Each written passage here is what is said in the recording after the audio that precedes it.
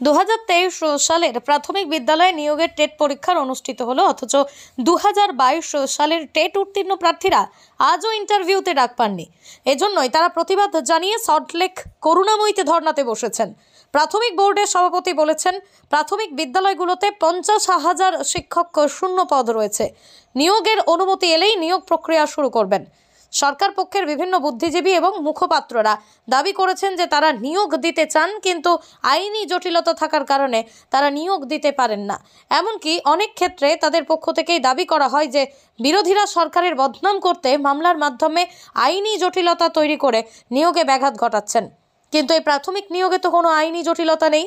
তাহলে 2023 সালের টেট হয়ে গেল, আজ পর্যন্ত 2022 সালের টেট উত্তীর্ণদের ইন্টারভিউতে ডাক এলো না কেন?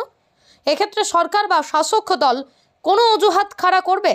আজ ধর্মতলায় শাসকের নাটকে ধর্নাকে উপেক্ষা করে ন্যায় আদায়ের 2022 টেট পাস করলেও এখনও নিয়োগের বিজ্ঞপ্তি প্রকাশ হয়নি। তাই তাদের অবস্থান মঞ্চে উপস্থিত হয়ে আশ্বাস দিলাম, বঞ্চিত মেধাবীদের হক আদায়ের লড়াইয়ে, মাঠে ময়দানের লড়াইয়ে যেমন তাদের পাশে থাকবো, তেমনি পশ্চিমবঙ্গ বিধানসভায় তাদের পাওনা এবং ভবিষ্যৎ প্রজন্মের শিক্ষা, স্বাস্থ্য, বাসস্থান সুরক্ষার দাবিতে আওয়াজ তুলব। আপনারা আজকে ধর্নায় বসেছেন। আর একটা ধর্না কিন্তু আজকে রাজ্যে হচ্ছে। রাজ্যে যিনি অভিভাবিকা তার মাধ্যমে কোথাও রেড রোডে হচ্ছে। অ্যাকচুয়ালি ওটা নাটকের ধর্না হচ্ছে, আর আপনারা এখানে আপনারা ধর্নায় বসেছেন ন্যায়ের ধর্নাতে। সেই জন্য নাটকের ধর্নাকে প্রত্যাখ্যান করে ন্যায়ের ধর্নার পাশে আমরা দাঁড়িয়েছি। বারবার একটা কথা বলে, শিক্ষামন্ত্রী থেকে শুরু করে যারা শাসক দলের আছে বারবার একটা কথা বলেন, কথা বলেন, কিন্তু আমি বিভিন্ন জায়গায় দেখছি এগুলো আইনি জটিলতা আছে, সেটাতে নিরাসনের কোনো প্রশ্নই আসে না। তারা সমর্থ ভূমিকা নিচ্ছে না। যেখানে আইনি কোনো বাধা নাই, জটিলতা নাই। 2022-এ যারা আপনারা পাস করে আছেন অলরেডি, 2017-এর পরে 2022-এ আপনারা টেট দিলেন, কিন্তু দুঃখের বিষয় যারা পাস করে আছেন তাদের ইন্টারভিউ বা তাদের নিয়োগের জন্য সরকারের কোনো সদিচ্ছা দেখতে পাচ্ছি না। উপরন্তু আবার নতুন করে টেট নিচ্ছে। নিককে আমাদের কোনো বিরোধিতা করছি না, কিন্তু যারা পাস করে আছে তাদের কথা একবারও ভাবছে না। ভাবটা হচ্ছে, আপনারা নিশ্চিতভাবে দেখেছেন গত কয়েকদিন আগে আমাদের বাজেট হওয়াতে দেশের বাজেটে একটা কোনো কথা উল্লেখ হলো যে ক্যাগের রিপোর্টে এসে যে আমাদের রাজ্যে 1,96,000 কোটি টাকার দুর্নীতি হচ্ছে আমাদের রাজ্যে। সে খোঁজ নিলে দেখা যাবে এই যে আপনারা যেগুলো ফর্ম ফিল আপ করে টাকাগুলো জমা দিচ্ছেন, এগুলো হয়তো তারা খেয়ে নিচ্ছে ভাই করা। তো আমরা আপনাদের পাশে আমরা আছি। অবশ্যই আমি আবারও বলছি, মমতা ব্যানার্জি মহাশয় যে আজকে ধর্নায় বসেছে ওটা নাটকের ধর্না। ইললিগাল কাজ করছেন তাদের বিরুদ্ধে কথা বললে আবার নাটকে বসে যাচ্ছেন। বিভিন্ন মিটিং মিছিল বিভিন্ন ভাবে করলো, বৈধ অবৈধ পন্থা অবলম্বন করলো। যেখানে 144 ধারা আছে সেখানে প্যান্ডেল বাঁধলো, সেখানে মাইক লাগিয়ে অবস্থান বিক্ষোভ করলো, 144-কে একদম কোনো উপেক্ষা করেই করলো। তারপরে এত মিটিং মিছিল করছে, কিন্তু সংবিধানের 131 নম্বর ধারায় উল্লেখ আছে রাজ্য কেন্দ্রে যদি কোনো বিষয়ে সংঘাত হয় সেটা নিরাসনের জন্য সুপ্রিম কোর্টে যেতে পারবে।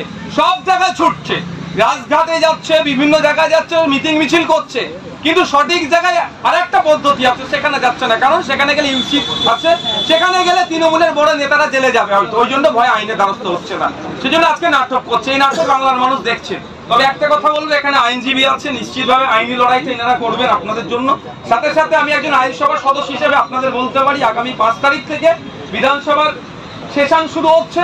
6 তারিখে আমি সুযোগ পেলে আপনাদের হয়ে স্পেশাল মেনশন করবো শিক্ষামন্ত্রীর কাছে। গতবর্ষ যে সরকার চলছে সেটা অবিলম্বে 2022-এ যারা টেট পাস করে আছেন তাদের ইন্টারভিউ নেওয়া হচ্ছে। আপনাদের লড়াই আমরা আছি, কারণ দেখছি সারা রাজ্যের বিভিন্ন জায়গাতে আমরা ছুটে যাচ্ছি।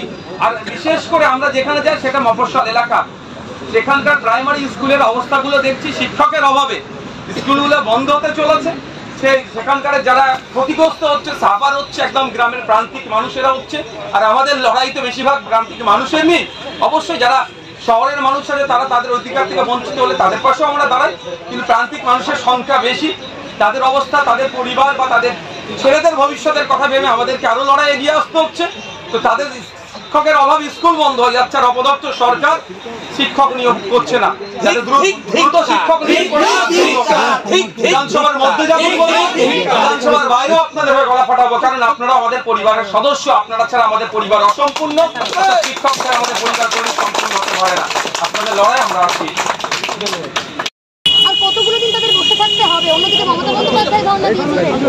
অপদার্থ রাজ্য সরকার মানুষকে বোকা বানানোর জন্য ধর্নার নাটক করছে। আর এখানে 2022 সালে যারা টেট পরীক্ষা দিয়েছে, যারা পাস করেছে, তাদের ইন্টারভিউর জন্য ডাকার জন্য এরা ধর্নায় বসেছে। এটা ন্যায় সঙ্গত বলে ওই নাটকের ধর্নাকে বর্জন করে এই ধর্নাতে এসে এদের পাশে আছে। রাজ্য সরকার তার মধ্যশিক্ষা পরিষদের সভাপতির মাধ্যমে বলছেন যে 50,000 শূন্যপদ আছে, অনুমোদন দিলেই নিয়োগ করবে। তো অনুমোদনটা কে দেবে? রাজ্য সরকার দেবে। কিন্তু দুঃখের বিষয়, রাজ্য সরকার ক্লাবের অনুমোদন দেবে, মেলা খেলার অনুমোদন দেবে, কিন্তু শিক্ষক নিয়োগের অনুমোদন এরা দিচ্ছে না। আমরা দেখছি মদ খাওয়ার টাকা চাইলে এদের মাধ্যমে এরা দেবে, হই হুল্লোড় টাকা চাইলে দেবে, কিন্তু কন্টিজেন্সি ফান্ড থেকে শুরু করে কম্পোজিট গ্রান্ট যেগুলো আছে সেগুলো চাইলে শিক্ষাক্ষেত্রে মান উন্নয়নক এরা কোনোদিন চাইছে না। তো অপদার্থ সরকারের বিরুদ্ধে যে অবস্থান বিক্ষোভ চলছে, এখানে ধর্না চলছে। এই যারা 2022-এ টেট পরীক্ষার্থী ছিল প্রাইমারি, তাদের পাশে আমরা এসে আজকে তাদের আন্দোলনকে সংহতি জানাচ্ছি এবং তাদের ন্যায় লড়াইয়ের পাশে আছি। এই বিষয়টা এখানে যেমন আছে, আমরা মাঠে ময়দানে এই বিষয়ের হয়ে গলাফাট। একইভাবে বিধানসভার মধ্যে স্পিকার স্যারের মাধ্যমে রাজ্যের মুখ্যমন্ত্রী তথা রাজ্যে যারা শিক্ষামন্ত্রী আছেন, আরো যারা ক্যাবিনেট আছেন, তাদের কানে তুলে দেওয়ারও আমরা চেষ্টা চালাচ্ছি। আপনি যেটা বললেন মঞ্চে যে আগামী দিনে বিধানসভায় আপনি কথাটা তুলবেন, সেক্ষেত্রে কি মনে হয় এই দাবিগুলো জানালে কোনো স্টেপ কি সরকার নেবে? দেখুন, আমাদের কাজ, আমরা বিরোধী দলে আছি, আমাদের কাজ হচ্ছে সরকারের কানে পৌঁছে দেওয়া বিধানসভায় স্পিকার স্যারের মাধ্যমে। সে কাজটা করে যাবার সরকারের কাজ হচ্ছে বিরোধীরা যে কথা বলছে সেটাকে নিয়ে আত্মসমালোচনা করা, সেটা থেকে ওয়ে আউট বার করে জনসাধারণের জন্য যে কথা আমরা বলছি সেগুলোকে সমাধান করা। যদি অপদার্থ সরকার হয়ে থাকে, ওই মানে কি একটা প্রচলিত কথাই আছে না, কান কাটা, তাহলে হয়তো কর্ণপাত করবে না, কিন্তু আমাদেরকে কর্ণপাত করাতে হবে। যেমন মাঠে ময়দানে আন্দোলন চলছে, বিধানসভার মধ্যেও আন্দোলন চলবে।